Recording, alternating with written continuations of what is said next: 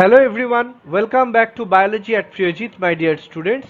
Have you ever wondered how a tiny caterpillar produces one of the most luxurious fabrics? Silk, often called the queen of textiles, has fascinated civilization for over 5,000 years and has shaped trade, culture and science across the globe.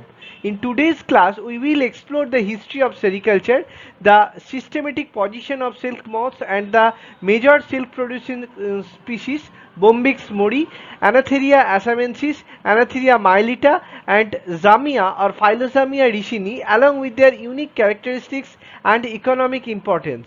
Whether you are preparing for UG, PG, NET, SLATE, GATE or competitive examinations, this class will help you build a strong conceptual foundation. So without further delay, let's step into the fascinating world of sericulture and discover how these tiny insects create nature's most extraordinary fiber.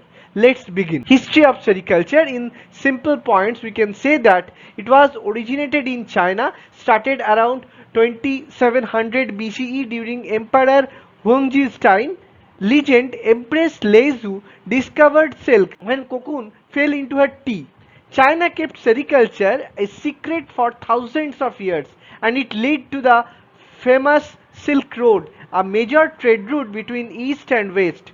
Spread and growth of sericulture around the world. Korea, sericulture reached around 200 BCE. Japan, silk production began around 300 Christian era. India introduced around 140 Christian era. Bengal became famous for its fine silk. Byzantine Empire in 6th century Christian era, monks smuggled silkworm eggs out of China, starting silk production in Europe. Italy became a major silk hub during the Middle Ages, especially in Venice and Florence. France, Lyon rose as a major silk weaving center in the 15th century. Industrial Revolution, introduction of mechanized looms made silk production faster and less labor intensive. Now we go for modern sericulture. Modern sericulture is practiced globally with major producers including China, India, Brazil, Thailand and Central Asia. Scientific methods are used to improve silkworm breeds, control diseases and promote eco-friendly sustainable practices. So this is the life cycle of silkworm or silk moth. The systematic position of silk moths: they belong to kingdom Animalia, phylum Arthropoda, class Insecta, order Lepidoptera, family Bombycidae, genus Bombyx and species Bombyx mori, lineage 1755. So the systematic position within the animal kingdom is as follows. You can say kingdom Animalia, phylum Arthropoda, class Insecta, order Lepidoptera, family Bombycidae. Silk moths are parts of the family Bombycidae, which is known for the production of silk, and this family includes various of species such as the domesticated silkworm Bombyx mori, which is used in silk production. Different species of silk moths: Bombyx mori, domesticated silkworm, most important species in commercial silk production. They are fully domesticated. Larvae spin large silk cocoons. Antheraea pyrini, Chinese oak silk moth. They are native to China, produces tosa silk. Silk is coarser, used in textured fabrics.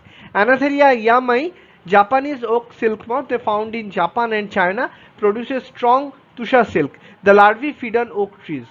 Attacus atlas, the atlas moth, one of the largest moths in the world, not used for silk production and admired for beauty and size.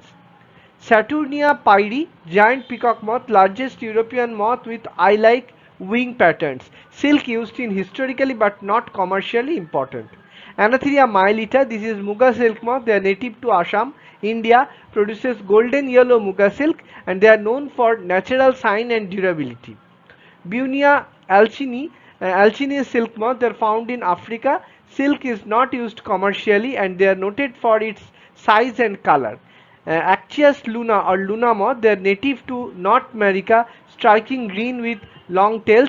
The silk is not used commercially and they are valued for aesthetic appeal. So I hope you enjoyed the exploring the fascinating world of sericulture and learned how these tiny silk moths have made an enormous contribution to science, nature and the global economy. Remember, in biology, even the smallest organisms can teach us the biggest lessons. If you found this lecture helpful, please like the video, share it with your friends, subscribe to the channel for more easy to understand biology lectures for undergraduate, postgraduate, NET, SLATE, GATE and other competitive exams.